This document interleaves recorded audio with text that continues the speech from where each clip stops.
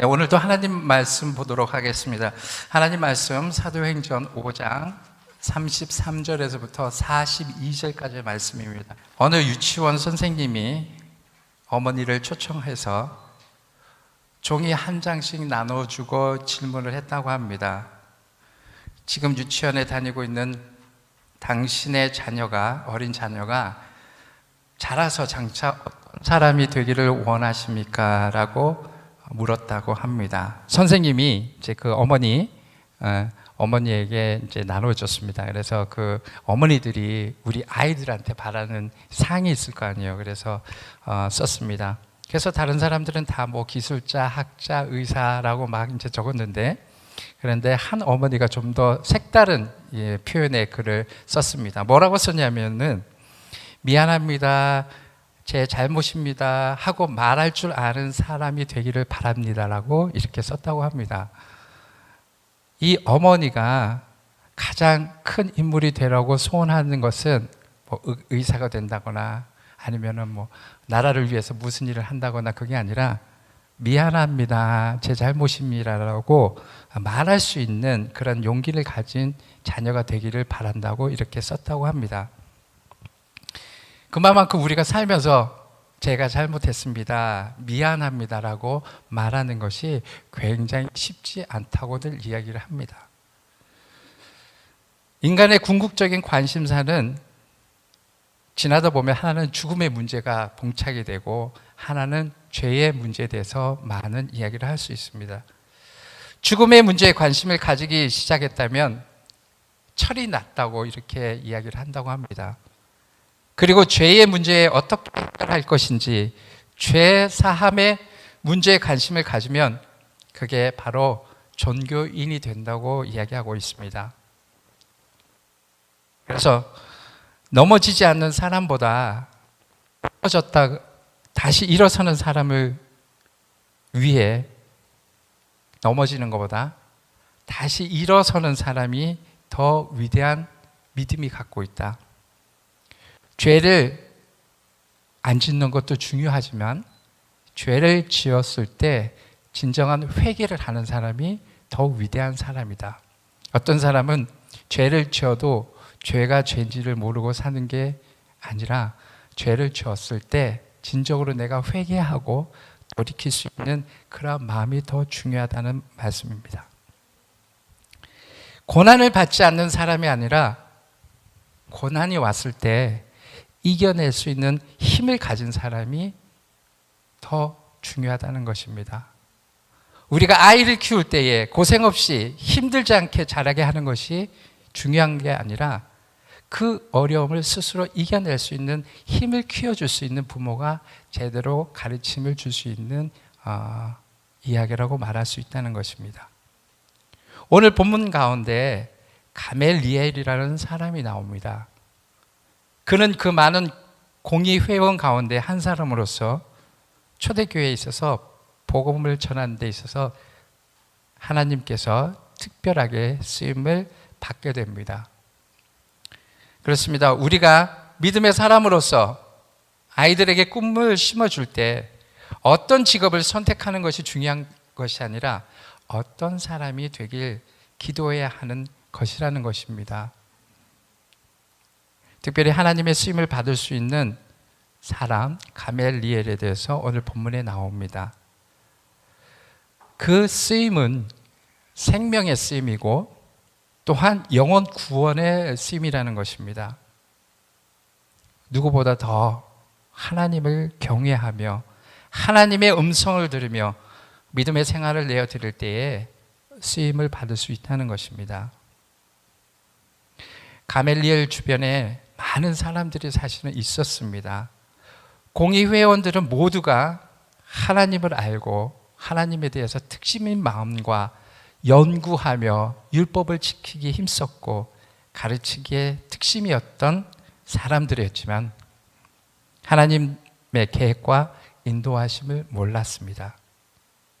그들은 하나님을 이용해서 세상적인 지위와 권위 그리고 복만을 추구했기 때문에 하나님의 계획하심을 알 수가 없었던 것이었습니다.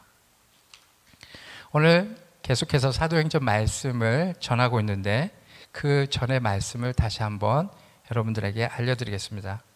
그 전에 있던 말씀이 이제 아나니아와 초대교회에 대해서 나옵니다. 아나니아와 삽비라 사건을 통해서 위기를 넘긴 예루살렘 교회는 더욱더 부흥하게 되었습니다. 사도들의 손을 통해서 표적과 기사가 많이 일어났고 예루살렘 부근의 수많은 사람들, 귀신 들린 자들을 데리고 와서 고침도 많이 받았습니다. 그들은 성령의 임재를 통해서 하나님 치유의 능력이 흘러가는 통로가 되었습니다. 초대교회 성도들이 하는 일은 완전히 새로운 방식으로 예수님에 대한 믿음을 공유하는 사람들과 함께 가족처럼 살았습니다. 재산에 대한 새로운 태도도 가졌습니다. 서로 내 것을 나눠주고 서로 통용하며 살았습니다. 이미 베드로와 요한에게 예수의 이름으로 말하지 말라고 경고했던 대제사장과 사두개파 사람들은 초대교회가 조금씩 세를 불려가는 것이 못마땅했습니다. 그래서 그들 마음에 시기가 가득해서 사도들을 잡아 옥에 가두게 됩니다. 사도들은 생명의 말씀을 사람들이 물리적으로 막아도 아랑곳하지 않고 유대 종교자들은 유대 교회의 구조를 침해하는 것이 걱정돼서 이를 더 버리지 못하게 막느라고 필사적이었습니다. 그렇지만 그들의 열정은 왜곡되었고 자신들은 하나님의 영광을 위한다고 하지만 하나님께 맞서 싸우는 셈이 될 위험에 처하게 되었습니다. 사도들이 거침없이 하나님의 말씀을 전하고 있을 때에 대제사장과 그 추종 세력들은 사도들이 여전히 감옥에 있는 것인 줄 알고 부하들로 하여금 감옥에서 데려오라고 명합니다.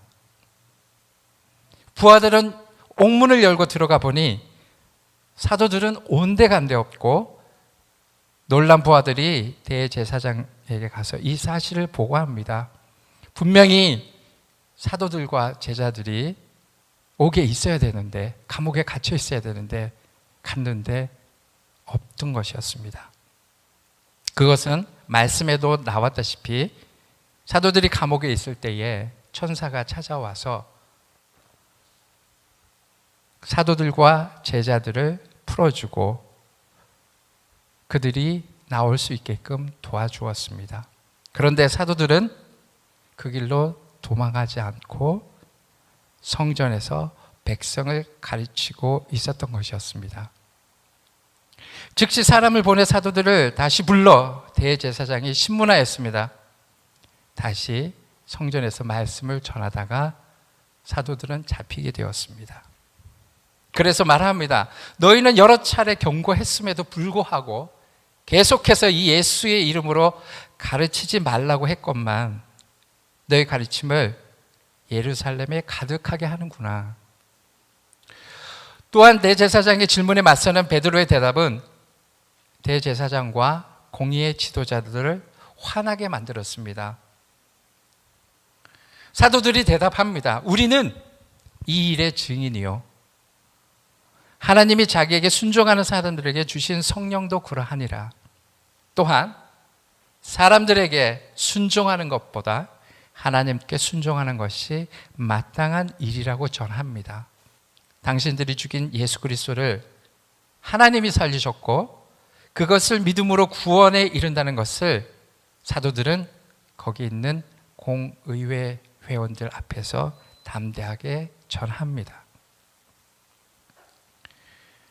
오늘 본문 말씀 가운데 복음을 전하다가 고난을 받는 사도들과 성도들이 기뻐할 수 있는 것은, 복음을 전하다가 고난받는 사도들과 성도들이 기뻐할 수 있는 것은 그것이 믿음의 실체이고 예수님의 말씀이기에 전적으로 믿음으로 나아갔다는 것입니다. 성경에 나오는 말씀을 통하여 어떤 환경 가운데도 쓰임을 받는 사람과 복음으로 인하여 받는 그 고난을 기뻐할 수 있는 그 믿음에 대한 이야기를 말씀을 통해서 보도록 하겠습니다. 오늘 본문의 33절의 말씀입니다. 그들이 듣고 크게 노하여 사도들을 없이 하고자 할세. 대제사장과 사두개인들은 사도들의 그러한 고백 어린 말을 듣고 너무너무 화가 났습니다. 앞에 사도들이 한 말이 나오는데요. 30절에 보면 너희가 나무에 달아 죽인 예수를 우리 조상의 하나님이 살리셨다면서 예수 그리스도께서 살아나셨다는 내용을 담대히 말했습니다.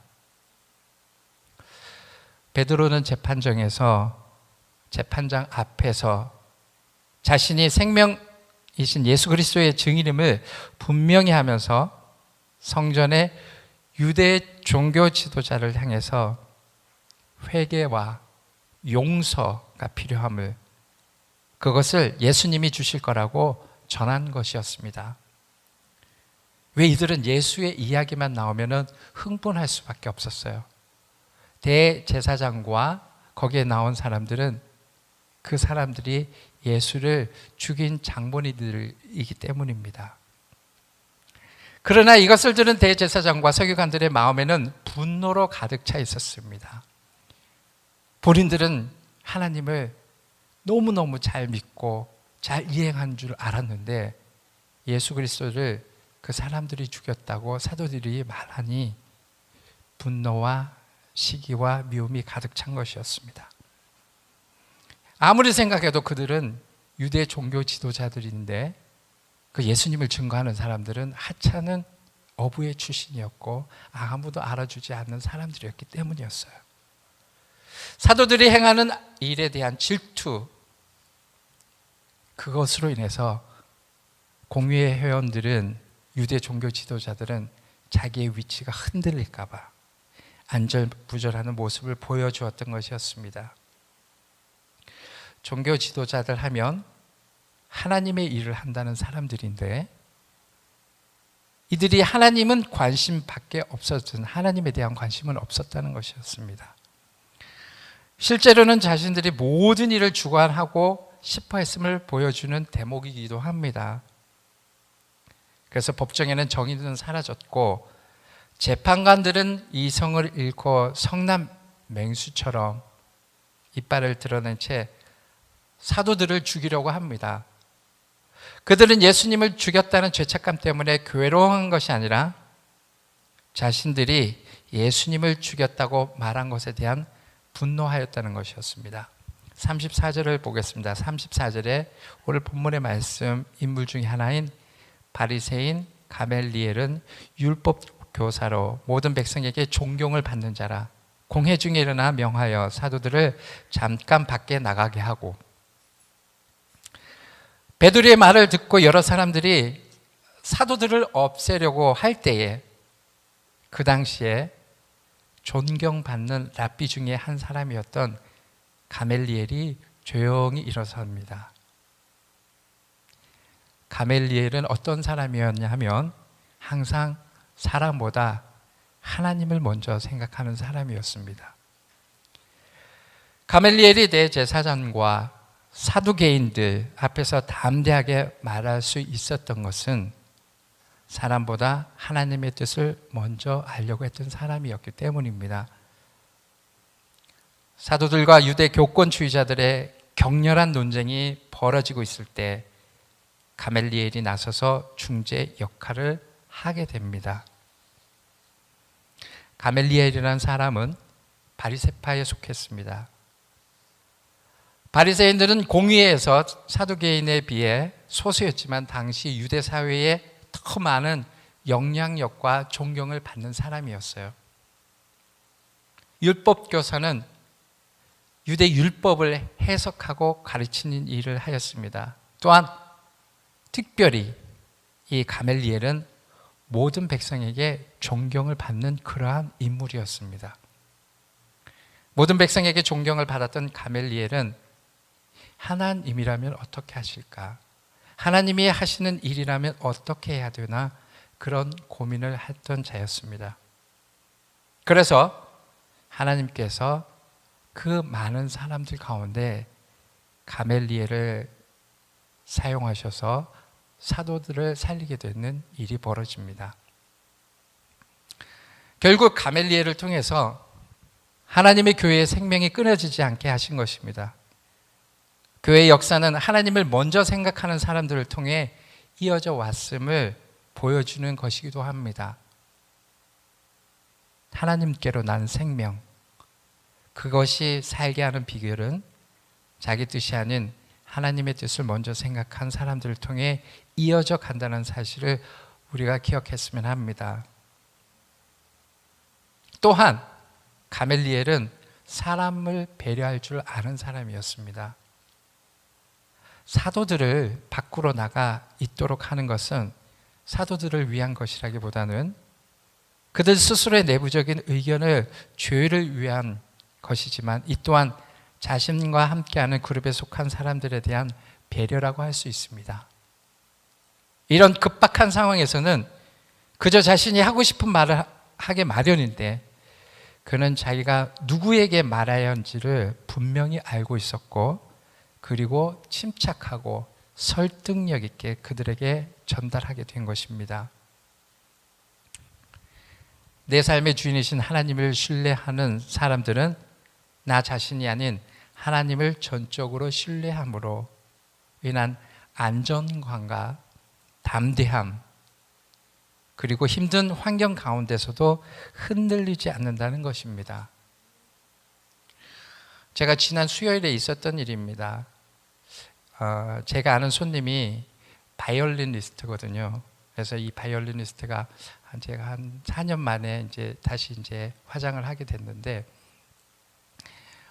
이분이 11년 만에 그 바이올린 독주회를 그날 하게 됐어요. 하게 돼가지고 찾아왔는데 메이크업을 하면서 너무 긴장돼서 떨리는 마음을 감출 수 없다고 이야기를 합니다. 그도 그럴 것이 이번에 독주회 하는데 세계 이 바이올린이 세 대밖에 없는 바이올린 중에 한 대를 협찬을 받아서 그날 독주회 하는데 본인이 그 소속되어 있는 오케스트라로부터 시작해서 모든 유명한 사람들이 와서 보는데 메이크업 할 때부터 긴장돼서 떨림을 고백을 합니다. 그래서 하다가 중간에 이야기를 합니다. 제발 기도 좀 해달라고. 그래서 제가 메이크업을 다 하고 기도를 해드렸어요. 해드리고 목요일 날, 그날은 전화가 왔는데 목요일 날 오후에 전화가 왔습니다. 너무너무 감사하다고, 지금까지 했던 어느 공연보다 놀라울 정도로 공연을 했다면서 감사하다고 이야기를 했습니다. 그런데 그녀가 한 말이 딱 있었어요. 자기는 기도 없이는 못 사는 사람이라면서 그렇게 고백을 했습니다. 그 고백과 함께 그 믿음의 그 고백이 얼마나 우리 삶 가운데 저도 위로가 되고 그 말씀 가운데 감사함이 넘치는지 몰랐습니다. 우리가 기도를 한다는 것은 하나님 앞에 겸손하다는 겁니다. 하나님의 그 역사와 은혜가 우리가 기도와 함께 대화하며 기도를 함으로써 하나님의 그 의도와 계획을 우리가 알 수가 있다는 것입니다. 그렇습니다. 가멜리엘이 이와 같은 태도로는 하나님을 전적으로 신뢰하는 믿음이 있었기에 공의회 회원들에게 담대하게 전한 것입니다. 우리가 어떤 일상 가운데에 두려움이 있나요?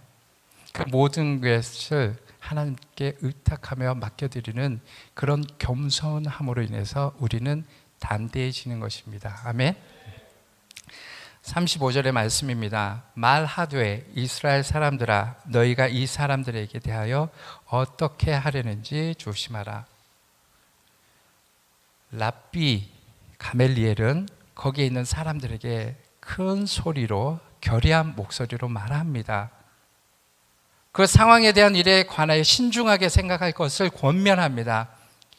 영예로운 하나님의 백성인 이스라엘이 경솔하게 행동해서는 안 된다고 충고 어린 말을 전합니다. 그들의 행동을 이해하기 전에 신중하고 감정에 치우치지 말며 자신의 뜻을 잘 살펴야 한다는 것입니다. 감정에 사로잡힌 그들에게 다시 한번 자신들의 마음과 하나님의 뜻이 어디 있는지 생각해 보라는 것입니다. 우리 삶에 어려움이 닥칠 때, 우리 삶이 고난이 닥칠 때 우리가 먼저 생각해야 할 것이 바로 하나님의 뜻입니다. 이 일을 통해 이루게 되실 하나님의 인도하심을 먼저 생각하라는 것입니다. 오늘 본문에 나온 교회의 역사를 통해 하나님이 우리에게 보여주신 것도 하나님의 뜻을 먼저 생각하는 것이 얼마나 중요한지 모릅니다. 우리가 살아가는 환경 가운데 결핍으로 오는 것인지, 나의 죄 때문에 오는 것인지, 복음을 위해 받는 고난인지 분별해야 된다는 것입니다. 허락하신 이유를 말입니다. 복음을 위해서 아니면 하나님 나라를 위해서 받는 고난이 아님에도 불구하고, 혹은 내 삶의 죄로 인해서, 다른 어려움을 인해서 하나님을 원망하며 내 삶을 자책하는 사람들도 있다는 것입니다. 결국 하나님을 믿는다면서 축복의 대상으로만 알고 복음을 위해 고난이 있다는 사실에 십자가는 지지 않으려고 하는 그릇된 믿음은 그 당시 공의의 회원들이었다는 것입니다. 결국 그들은 하나님의 음성을 듣지 못하였다는 것입니다. 그들은 하나님을 믿는 믿음의 형태는 특심이었지만 그 열심의 방향과 설정은 하나님을 위한 것이 아닌 그들을 위한 종교 형태였기 때문입니다. 우리 신앙생활도 마찬가지입니다. 혹 교회 나와서 종교 생활을 하고 있지 않은지 말입니다.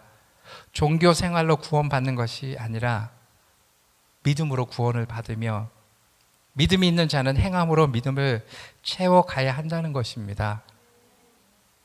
32절, 이전에 두다가 일어나 스스로 선전하며 사람이 약 400명이나 따르더니 그가 죽임을 당함에 따르던 모든 사람들이 흩어져 없어졌고, 37절 계속해서 그 후 호적할 때에 갈릴리의 유다가 일어나 백성을 꾀어 따르게 하다가 그도 망한 즉 따르던 모든 사람들이 흩어졌느니라.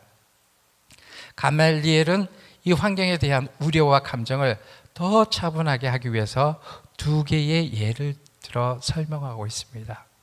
정말 그 재판관의 그 환경이라든지 그 분위기가 너무 엄숙하고 격렬했기 때문에 그런 환경 가운데서도 가멜리엘은 마음을 잡고 차분하게 예를 들어서 이야기를 합니다. 첫째, 드다라는 마술사가 사람들을 요단강으로 가서 자신이 예언자이며 요단강 물을 갈라 사람들을 쉽게 건너갈 수 있다고 선전했지만 결국에는 총독에 의해서 죽게 됩니다. 백성들을 선동해서 내가 선지자고 내가 이 시대의 메시아 이야기를 드러내려고 하였던 것이었습니다. 그런데 그가 죽자 그를 따르던 400명의 사람들도 모두 흩어졌다는 첫 번째 드다에 대한 예시를 이야기하고, 두 번째, 유다라는 사람의 이야기를 전해줍니다. 그는 그 당시 총독 밑에서 인구조사가 행해질 때에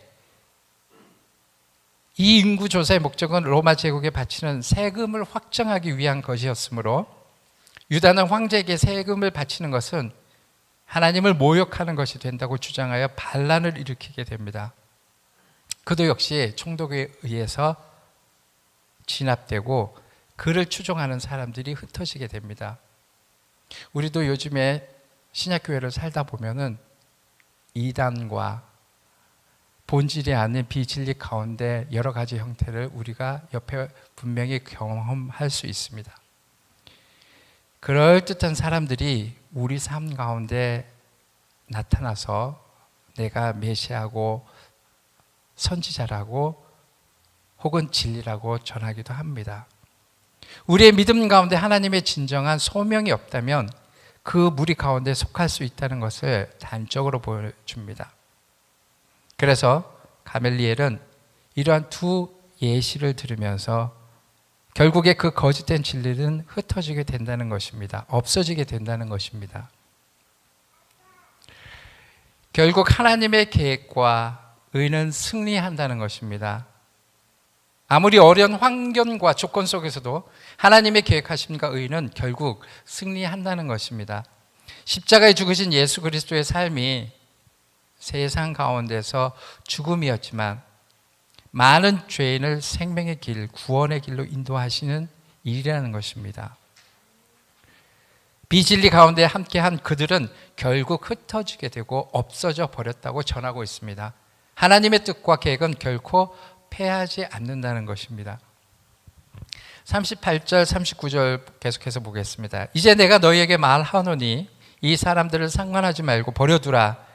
이 사실과 이 소행이 사람으로부터 났으면 무너질 것이요 만일 하나님께로부터 났으면 너희가 그들을 무너뜨릴 수 없겠고 도리어 하나님을 대적하는 자가 될까 하노라 하니.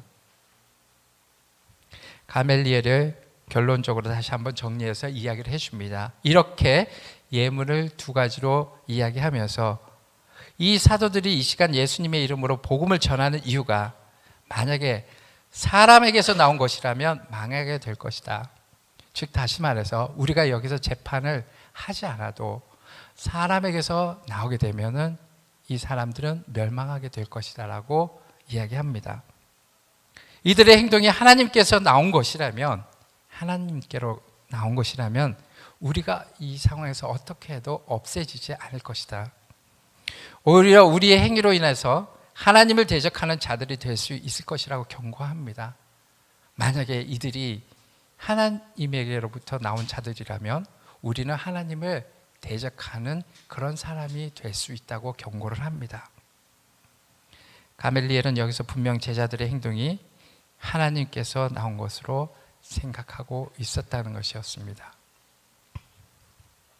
그렇습니다. 매일 변화되는 삶 가운데 많은 의견과 내용이 오가는 치열한 환경 가운데 하나님께로 만나는 그 사실이 우리에게 어떠한 믿음을 줄 수 있겠습니까? 가멜리엘은 사내들인 공회가 분노함으로 하나님 앞에 범죄하는 행위를 하지 말고 하나님께 맡기자고 이야기합니다. 그래서 사도들이 전하는 복음과 성령의 사역이 하나님께로부터 온 것이 아닌 만들어낸 것이라면 저절로 무너질 것이라고 이야기합니다. 사내들인 공회의 회원들은 종교심이 대단했습니다. 그들이 예수님을 알아보지 못하고 십자가에 못 박도록 외쳤다 할지라도 그들의 종교심은 대단했던 것입니다. 그렇기 때문에 하나님을 대적한다는 것은 생각할 수도 없는 일이라고 여기는 것이었습니다. 결국 가멜리엘의 지혜로 인해서 놀라운 재판의 결과를 가져다 주게 됩니다. 하나님의 계획 안에서 사는 삶은 결코 그냥 내버려 두지 않는다는 것입니다. 하나님의 방법이 있다는 말입니다. 40절과 41절을 보도록 하겠습니다. 그들이 옳게 여겨 사도들을 불러들어 채찍질하며 예수의 이름으로 말하는 것을 금하고 놓으니 사도들은 그 이름을 위하여 능력받은 일에 합당한 자로 여기심을 기뻐하면서 공회 앞에 떠나니라. 살기등등한 공의회 회원들은 가멜리엘의 공고를 받아들입니다. 그 공고를 받아들일 수밖에 없는 내용이었기 때문입니다. 그들 또한 하나님에 대한 두려운 마음이 있었기 때문입니다. 공고는 받아들였지만 그들의 분노는 가시지 않았습니다. 결국 그들이 사도들을 매질하고 다시 한번 예수의 이름으로 복음을 전하는 것을 하지 못하게 경고하고서는 다시 사도들을 놓아주게 됩니다. 사도들은 자신의 고난이 주님께서 예언하신 대로 이루어진 것이며 또한 그의 고난에 동참하는 것으로 생각했습니다. 자신들이 그 이름 때문에 모욕을 당한 만큼 가치 있는 자로 여기심을 받게 된 것을 영광스럽게 여겼습니다. 오늘 말씀 가운데 우리가 복음으로 인한 고난을 기쁨으로 받아들이라는 것입니다. 그것이 예수 그리스도께서 나를 위해 십자가 못 박혀 죽으신 그 믿음에 대한 우리의 고백이자 진리이기 때문입니다. 나의 고난을 기뻐할 수 있는 마음은 일반 상식으로는 있을 수 없다는 얘기입니다. 허나 복음으로 인하여 받는 그 고난은 십자가의 본질이라는 것입니다. 복음의 대가에 대한 믿음이 있었기에 가능한 것입니다. 영원한 생명인 구원을 전함에 있어서 받는 그 능력이 그 일에 합당한 자, 쓰임을 받는 자라는 것입니다. 우리는 이 세상 가운데 주어진 사명이 있기 때문입니다. 누구는 하고 누구는 하지 않고가 아닌 그것이 우리에게 주신 구원의 본질이기 때문입니다. 그 행함에 있어서 받는 어려움은 그것을 행하는 자의 기쁨이고 쓰임을 받을 수 있는 실체이기 때문입니다. 우리가 삶 가운데 복음으로 인하여 능력을 받거나 예수 믿기 때문에 더 돌아가야 되고 더 잘 지켜야 되고 더 참아야 하고 이 모든 것들에 대한 결핍을 기쁨으로 나아가야 한다고 전하고 있습니다. 예수 믿으면 축복과 평탄함과 부유함과 늘 기쁨만 주어지는 것이 아니라는 것입니다. 그게 믿음의 본질이 아니라는 것입니다. 기꺼이 예수를 위해서 복음을 위하여 고난에 참여하고 기뻐하는 마음이라는 것입니다. 하나님께로부터 난 성령과 성령 충만한 공동체는 세상의 힘과 부딪힐 수밖에 없습니다. 왜냐하면 성령 충만한 그리스도인들이 십자가를 지고 십자가 복음을 전할 때마다 그들의 영역이 무너지기 때문입니다. 영원한 생명을 싫어하고 막으려는 존재가 있기 때문에 우리는 어려움을 겪는다는 것입니다. 그럴 때 더 기뻐하는 말씀의 섭리를 아는 것이 더 중요하다는 것입니다. 그렇게 물러설 수도 없고 타협할 수도 없다는 것입니다. 42절 그들이 날마다 성전에 있든지 집에 있든지 예수 그리스도라고 가르치기와 전도하기를 그치지 아니하니라. 그들은 시간을 초월해서 매일 하루 종일 성전에서 그리고 집집마다 장소를 초월하여 어디든지 예수 그리스도에 대한 초대교회의 사도들과 복음 전도자들이 복음을 선포했습니다. 정치적으로 종교적으로 위협받은 사내들인의 위협적인 명령을 정면으로 거부하고 예수님은 그리스도 곧 약속된 메시아임을 끊임없이 가르치고 선포했습니다. 그런 고난과 어려움이 있었지만 사도들과 백성들은 더욱더 복음을 전했다는 것입니다. 우리는 내 삶 속에 내 입술로 증인된 생활 가운데 예수는 구원자라고 전하는 것입니다. 오직 자랑할 것과 전해야 될 것은 예수가 그리스도라는 것입니다. 우리 교회에서 하는 노방전도가 얼마나 귀한지 모릅니다. 또한 개인적으로 복음을 전하는 것은 우리가 그냥 전하는 게 아니라 영원한 생명을 전하는 것입니다. 아멘. 영원한 생명을 우리가 전하는 그런 일을 감당하고 있다는 것입니다. 그것은 예수님이 나를 위해 십자가에 자신 믿음을 함께 한다는 것이기 때문입니다. 그 믿음이 힘이요 능력이라는 것입니다. 오늘 말씀을 정리하겠습니다. 믿음의 삶을 사는 우리의 모습이 첫째로 예수님의 이름을 위하여 능력받는 일에 합당한 자로 여기심을 기뻐해야 한다는 것입니다. 복음으로 인하여 능력을 받는 것이 보다 중요한 것은 그 생명으로 인해 기쁨으로 여겨야 한다는 것입니다. 우리가 기뻐하는 모습이 예수 믿고 무엇이 얻어지고 병이 낫고 바라던 일이 이루어지면 그것보다 더 중요한 사실이 복음으로 인하여 고난을 당하면 기뻐할 수 있는 그 믿음이 있기를 권면합니다. 아멘이 좀 작네요. 아멘, 아멘, 아멘. 왜 나만 겪는 고난이냐고 라는 찬양이 있습니다. 우리 고난 가운데 오늘 본문 말씀에 중요하게 우리가 복음으로 인해서 받는 그 고난은 정말 귀하게 나를 위해서 십자가 못 박혀 주신 그 예수님께서 십자가에 주신 그 귀한 진리가 우리가 함께 동참하는 그러한 믿음의 결과라고 이야기한다는 것입니다. 둘째로 우리는 살아감에 있어서 모범된 삶은 복음을 전하기에 힘써야 한다는 것입니다. 진정으로 많은 사람들에게 나타나는 믿음의 사람들은 그의 삶 속에 예수 그리스도의 향기가 난다고 합니다. 그의 삶과 입술로 예수님이 그리스도이심을 드러내는 삶이야말로 참된 크리스찬의 삶이라고 할 수 있습니다.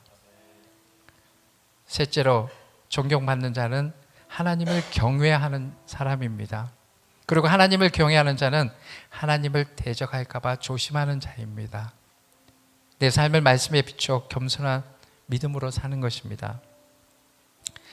사도들은 하나님께서 예수의 이름 때문에 모욕을 당하는 특권을 주신 것을 기뻐하면서 의회에 나왔습니다.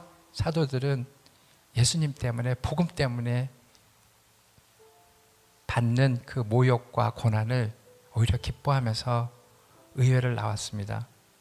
예수 이름을 위하여 모욕과 수치를 당하고 고난을 받는 것은 우리 믿음의 사람들의 특권이라고 이야기하고 있습니다. 주님께서 나를 위해서 해놓으신 모든 일이 복음이라고 했습니다. 거기에 동참하는 것은 인생의 특권 중에 특권이라는 것입니다. 그러나 예수 이름 때문에 내가 고난당하는 것은 주님을 따르는 성도들이 누릴 수 있는 또 하나의 특권이라는 것입니다. 이 특권을 우리 믿는 사람에게 모두 주셨다는 것입니다. 힘 있는 교회가 되기 위해서는 예수 이름 때문에 받는 그 은혜 때문에 예수 이름을 위해 고난을 받기를 기뻐하는 사람들이 많아져야 된다는 것입니다. 예수 믿고 내가 복받고 평안한 것에서 멈추면 힘을 발휘할 수가 없다는 것입니다. 우리 LA 하나교회가 주의 이름의 증인을 많이 양성하고 그리고 훈련하고 진리로 무장시켜서 아름다운 증인이 많은 교회가 되기를, 그러한 복된 교회가 되기를 진심으로 기도합니다. 아멘. 기도하겠습니다. 하나님 아버지, 이 땅에 살면서 여러 가지 힘듦과 어려움이 있지만은 생명이신 하나님을 신뢰하는 우리는 승리하는 삶을 산다는 것을 알게 되었습니다. 또한 복음으로 인한 우리가 고난을 받는 것은 슬퍼하고 힘든 것이 아니라 정말 믿음 안에서 기뻐할 수 있는 그러한 놀라운 섭리 안의 가운데 믿음을 허락해 주심을 감사를 드립니다. 기쁨으로 저희가 삶을 살 수 있도록 허락하여 주시옵소서. 정말 하나님의 음성과 하나님의 계획하심에 우리를 내어놓고 쓰임받을 수 있는 그런 믿음의 마음을 내어드리는 저희가 될 수 있도록 주님께서 붙잡아 주시옵소서. 영원한 생명을 전하는데 부족함이 없는 저희가 될 수 있도록 주님께서 축복하여 주시옵시고 그 길 가운데 주님께서 역사하여 주시옵소서. 감사드리며 예수 그리스도의 이름으로 기도드립니다. 아멘.